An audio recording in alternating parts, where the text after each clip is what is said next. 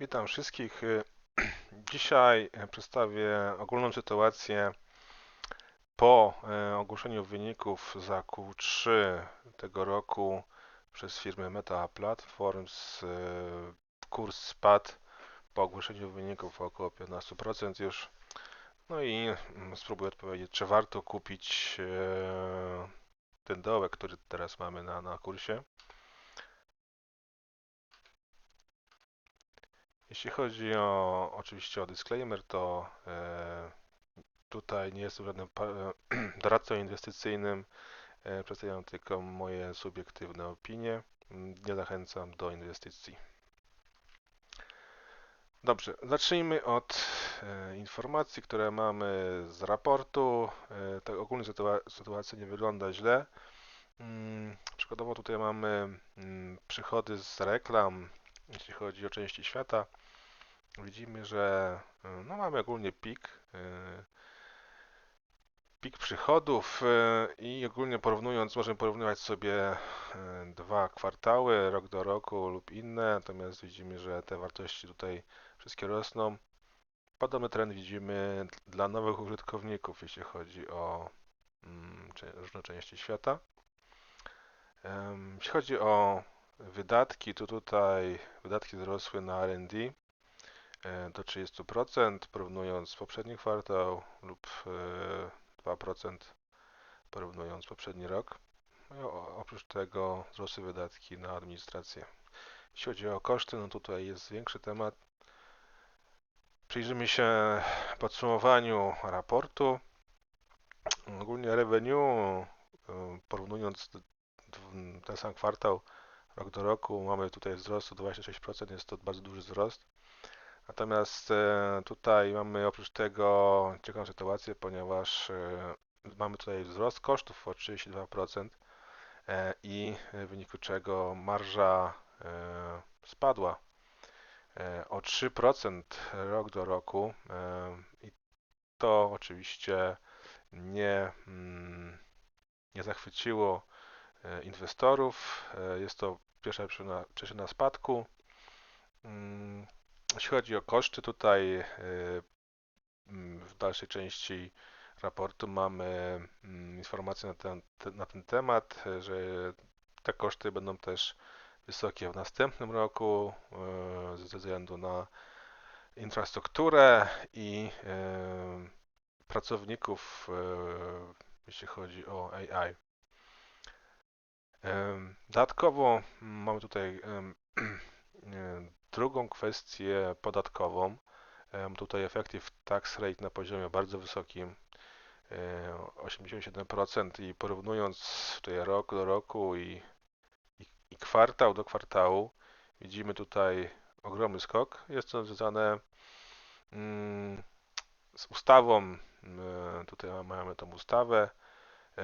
No, ogólnie w szerokim horyzoncie czasowym ona ma pozwalać firmom odpisywać wydatki na R&D, natomiast jak widać Meta Platform musiała jednorazowo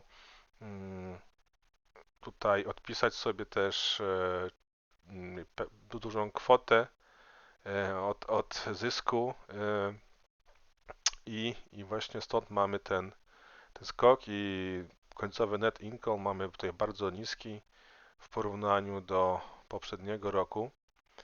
Mamy też przedstawioną sytuację, co by było, gdyby nie było tej ustawy. Tutaj widzimy, że tax rate nie byłby 87, ale 14, czyli trochę wyższy niż rok temu. Oprócz tego net income byłby znacznie wyższy oczywiście, czyli 18,64 biliona. No i oczywiście to by było więcej niż rok temu, podobnie z EPS-em. Jeśli chodzi o cele, ceny kursu, widzimy tutaj pozytywne podejście na rynku. Mamy tutaj trzy różne źródła, rekomendacje. Widzimy, że no tutaj mamy powiedzmy bardzo optymistyczną wersję, ponad $1000, natomiast tu mamy powiedzmy umiarkowaną, jest to około $850 i to się zgadza z dwoma innymi źródłami. Widzimy tutaj około $850, tutaj $850 około.